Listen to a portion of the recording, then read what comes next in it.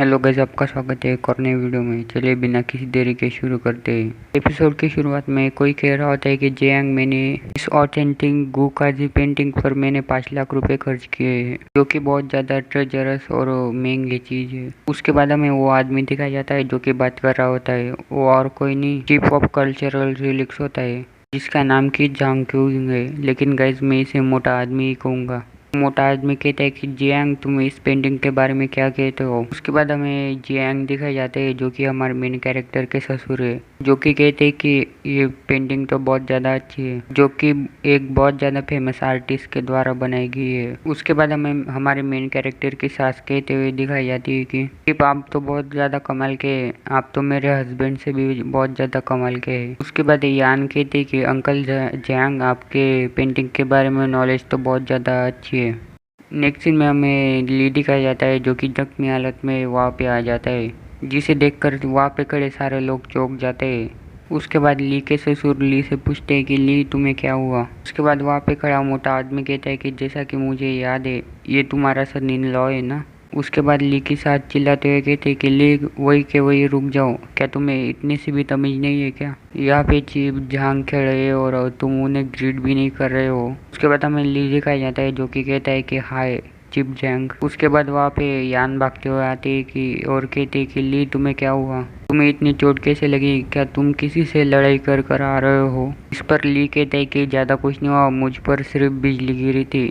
ली की बातें सुनकर सब लोग शॉक हो जाते हैं और वहाँ पे खड़ा मोटा आदमी कहता है कि क्या तुम्हारा सन इन लॉ एक कॉमेडियन है। फिर ली की सास ली से कहती है कि ये अच्छी बात नहीं, तुम जब भी मुसीबत में पड़ते हो तुम यान के पीछे छुप जाते हो, और अब तो तुम झूठ भी बोलने लग चुके हो। इस पर ली कहता है कि मुझे कोई परवाह नहीं, आप मुझ पर यकीन करते हैं या नहीं, मुझे कौन सा पैसे मिलने वाले अगर आप मुझ पर यकीन करने वाले हो तो। और एक और बात, आपने जो पेंटिंग खरीदी है वो नकली है, चिप जैंग, आपको किसी ने चुना लगा दिया है। उसके बाद ली की सास उस पर चिल्लाते हुए कहते कि रुक जाओ, चिप जैंग के बारे में जानते हैं क्या वो कल्चरल रिलिक्स के चिप है। उन्होंने न जाने कितने आर्टिफैक्ट को ढूंढ निकाला है, कैसे एक नकली पेंटिंग को खरीद सकते हैं, उन्हें असली की पहचान है। उसके बाद वहाँ पे मोटा आदमी यानी चिप जैंग आते हुए कहते कि आजकल के बच्चे भी ना वो ऐसा समझते हैं कि उन्हें सारी चीज़ों के बारे में पता है, तो फिर ली तुम क्यों नहीं बता देते कि ये पेंटिंग क्यों फेंक है। पर ली कहते हैं कि इस पेंटिंग को जिस तरह से बनाया गया है और इसका सील स्क्रॉल जिस तरह का है, ऐसा ही लगता है कि ये पेंटिंग मास्टर गू द्वारा बनाई गई है, जिसकी वजह से इसके अंदर असली और नकली का फर्क समझ पाना बहुत मुश्किल है। लेकिन इस पेंटिंग में जो सिग्नेचर का स्टाइल है वो मास्टर गू ऐसा आर्ट स्टाइल जब वो 13 साल के थे तब इस्तेमाल करते थे। नेचर और आर्ट स्टाइल को देखते हुए मैं ऐसा बता सकता हूँ कि ये मास्टर गू जब छोटे होंगे तब ऐसी पेंटिंग बनाते होंगे। इस पर मोटा आदमी शौक होते हुए कहता है कि मैंने 10 लाख रुपए एक नकली पेंटिंग के लिए दे दिए। उसके बाद ली की सास वहाँ पे आते हुए कहते कि आप ली की बातों का बुरा मत मानिए, वो तो अभी बच्चा है, उसे क्या पता पुरानी पेंटिंग के बारे में। चिप जैंग, आप इसकी बात पे ध्यान मत दीजिए। उसके बाद यान सामने आते हुए कहते कि ली जोक कर रहा था, जल्दी ली अंकल से माफ़ी मांग लो। इस पर ली कहता है कि मैं क्यों माफ़ी मांगू।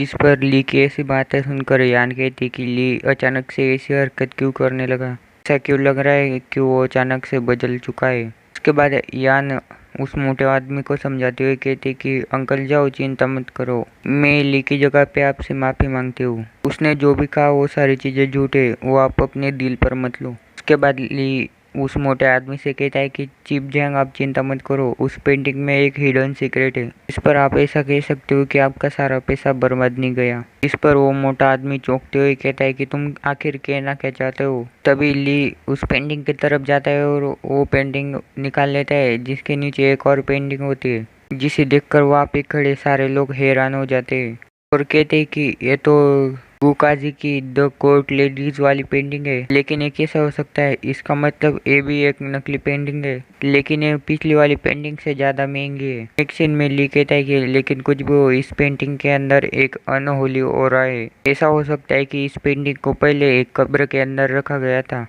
जिस पर वो मोटा आदमी कहता है कि अनहोली ऑरा, लेकिन मुझे तो कुछ नहीं दिखाई दे रहा। तभी लिन उस मोटे आदमी से कहता है कि तुमने जब इस पेंटिंग को खरीदा तो उसके बाद तुम्हें ऐसा लगा कि तुम बहुत ज़्यादा अनलकी बन चुके हो और तुम्हारे साथ छोटे मोटे एक्सीडेंट होते रहे। जिस पर वो मोटा आदमी घबराते हुए कहता है कि तुमने सच कहा, लेकिन ये सब तुम्हें कैसे पता। इस पर ली कहता है कि तुम सिर्फ इस पर कच्चे चावल छिड़को, तुम सारी चीज़ें समझ जाओगे। उसके बाद हमें नेक्स्ट सीन में दिखाया जाता है कि पेंटिंग पर चावल छिड़कने के बाद वहाँ पे सारे चावल काले पड़ जाते हैं। इसे देखकर लीन के सास ससुर दोनों हैरान हो जाते हैं और ली का ससुर कहता है कि ये तो अविश्वसनीय है, वो कच्चे चावल काले पड़ चुके हैं, ये कैसे हो सकता है। उसके बाद ली उस पेंटिंग को मोटे आदमी को दे देता है और कहता है कि तुम इस पेंटिंग को रख सकते हो और तुम्हें इससे कोई परेशानी नहीं होगी। इस पर वो मोटा आदमी ली को थैंक्स कहते हुए कहता है कि तुम्हारी मदद के लिए शुक्रिया और मेरी रूडनेस के लिए मुझे माफ़ कर देना। इस पर ली कहते हैं कि कोई बात नहीं, लेकिन एक बात याद रखना, ये जरूर जान लेना कि ये पेंटिंग कहाँ से आई थी। ऐसा हो सकता है कि कोई आपको नुकसान पहुंचाना चाहता हो। इस पर वो मोटा आदमी कहता है कि चिंता मत करो, मैं जल्दी से जल्दी पता कर लूँगा कि किसने इस पेंटिंग को दिया था। मेरी मदद के बदले में तुम्हें हक करना चाहता हूँ। जिस पर ली कहता है कि नहीं, कोई ज़रूरत नहीं है। उसके बाद नेक्स्ट सीन में वो मोटा आदमी जा रहा होता है और जाते हुए कहता है कि ली, मैं तुमसे फिर से मिलने के लिए आऊँगा। और ली के सास ससुर चिप जांग को कहते हैं कि चिप जांग, आप थोड़ी देर के लिए चाय पानी के लिए तो रुक जाते।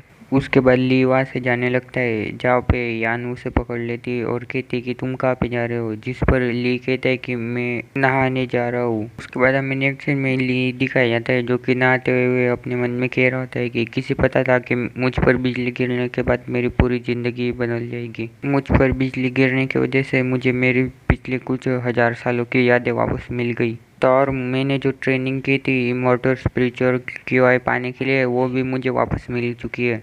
अब मैं मेरी पिछली ज़िंदगी की तरह इतना स्ट्रांग नहीं हूँ, लेकिन मैं फिर भी बाकी लोगों से बहुत ज़्यादा स्ट्रांग हूँ। उसके बाद ली को यान के चिल्लाने की आवाज़ आती है, जिसके बाद ली दरवाज़ा खोलते हुए वहाँ पे आ जाता है और कहता है कि क्या हुआ।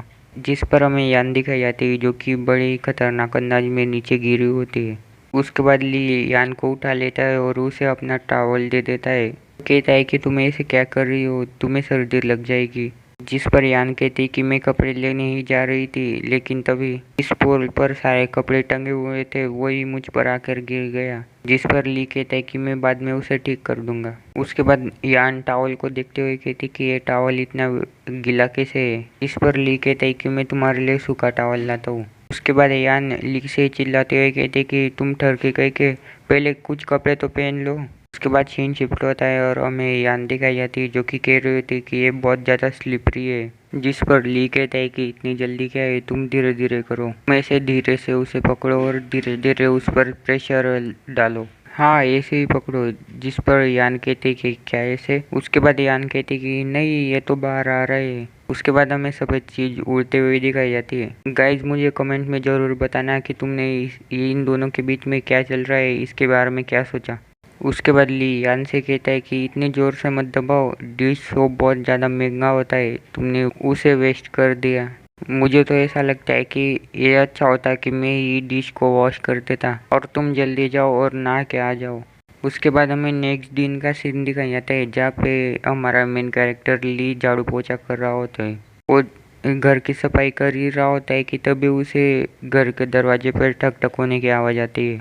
उसके बाद ली घर का दरवाज़ा खोल देता है जहाँ पे वो मोटा आदमी खड़ा होता है। उससे ली कहता है कि चिप जैंग, आज यान के मम्मी पापा घर पर नहीं है, फिर भी आप यहाँ पे क्या करने के लिए आए हो। इस पर वो मोटा आदमी ली को खींचते हुए ले जाने लगता है और कहता है कि तुम्हारे सवाल का मेरे पास कोई जवाब नहीं है, लेकिन उससे भी ज़्यादा ये एक इमरजेंसी है, जल्दी से कार में बैठ जाओ। उसके बाद वो मोटा आदमी ली को सिचुएशन समझाने लगता है कि मैंने कुछ दिन पहले मेरा भाई यानी मेरा सेक्रेटरी को भी एक पेंटिंग दी थी और वो भी मेरी तरह बैड लक का सामना कर रहा है। पर ली कहता है कि आप ऐसा कहना चाहते हो कि आपके भाई ने जो पेंटिंग ली थी वो उसमें भी अनहोली हो रहा है। जिस पर वो मोटा आदमी कहता है कि हाँ हाँ, पहले मेरी जो भतीजी है वो कार से टक्कर खाते खाते बची थी और मेरा कजिन भी है ना, वो भी बड़ी मुश्किल में है।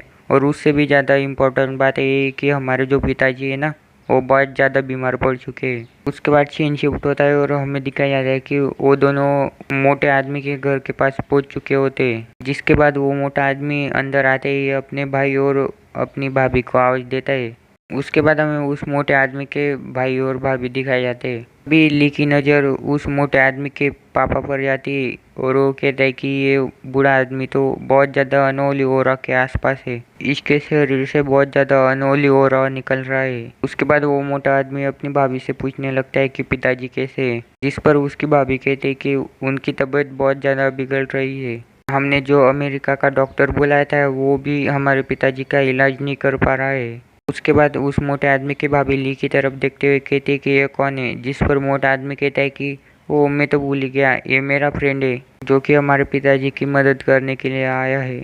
जिस पर उसकी भाभी कहती है कि क्या तुम सीरियस हो, ये बच्चा तो सिर्फ एक स्टूडेंट लगता है।